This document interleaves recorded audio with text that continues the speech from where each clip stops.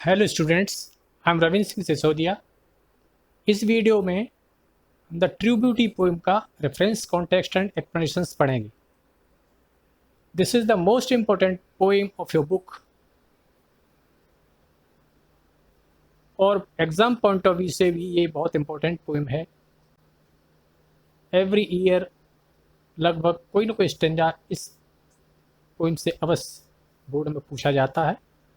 इसलिए इसकी इम्पोर्टेंस को ध्यान में रखते हुए इसके सभी एक्सप्लेनेशंस ढंग से आप याद करें।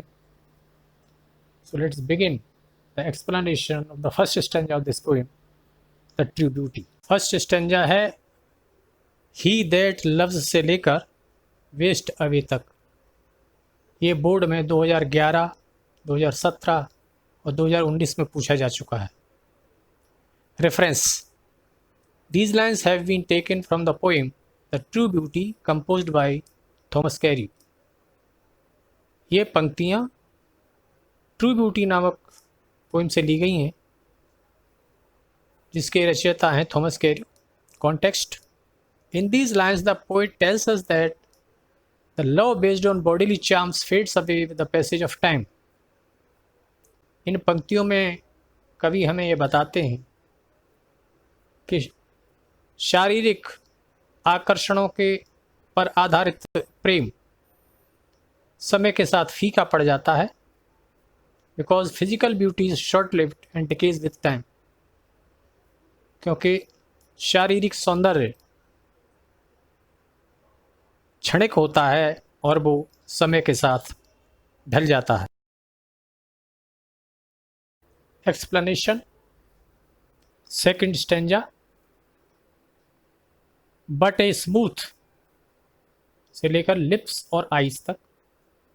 ये बोर्ड में 2010, 2012, 2013, 2015, 2018, 2019 और 2020 में पूछा जा चुका है। ये स्टेंजा बहुत ही इंपॉर्टेंट है। रेफरेंस वही है जो फर्स्ट पैसेज में बताया गया है। Context: in these lines the poet glorifies the spiritual beauty and says that it is everlasting. इन पंक्तियों में कवि आध्यात्मिक सुंदरता का गुणगान करते हैं और वो कहते हैं कि यह शाश्वत है।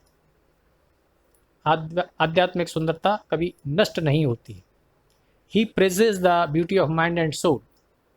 वे मन और आत्मा की सुंदरता की प्रशंसा करते हैं। And condemns the physical beauty devoid of virtues. और वो गुणों से रहित शारीरिक सौंदर्य की निंदा करते हैं। Explanation: in these lines the poet tells us that the true beauty lies in smooth and firm mind, gentle thoughts and काम डिजायर्स। इन पंक्तियों में कवि हमें बताते हैं कि सच्चा सौंदर्य मृदु और स्थिर मन में, दृढ़ मन में, सुंदर विचारों में और शांत इच्छाओं में निहित है। A woman should have a constant and stable mind. एक स्त्री का मन स्थिर होना चाहिए। She should have gentle thoughts and calm desires combined with love in the same degree. उसमें मृदु विचार, सुंदर विचार और शांत इच्छाएं होनी चाहिए, जिनमें कि बराबर का प्रेम निहित हो। These qualities make her virtuous. ये गुण उसे गुणवान बनाते हैं। The love generated by virtuous minds and loving hearts is everlasting. ऐसे गुणों से युक्त और प्रेम से भरे हुए हृदय से उत्पन्न प्रेम शाश्वत होता है, वो कभी खत्म नहीं होता। A love based on such virtues will never fade away. ऐसे गुणों पर आधारित प्रेम कभी नष्ट नहीं होता है, वो कभी नष्ट नहीं होगा। इट्स परमानेंट, ये चिरस्थायी रहेगा। The poet thus praises the beauty of mind and soul and condemns mere bodily charms.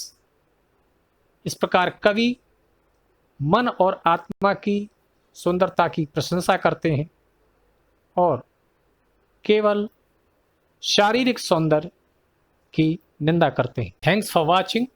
यदि वीडियो आपको पसंद आया हो तो इसे लाइक और शेयर करें, मेरे चैनल को भी सब्सक्राइब करें और बेल आइकन को भी दबाएं, जिससे आगे आने वाली वीडियोस की नोटिफिकेशन आपको समय पर मिलती रहेगी। Thank you very much. God bless you.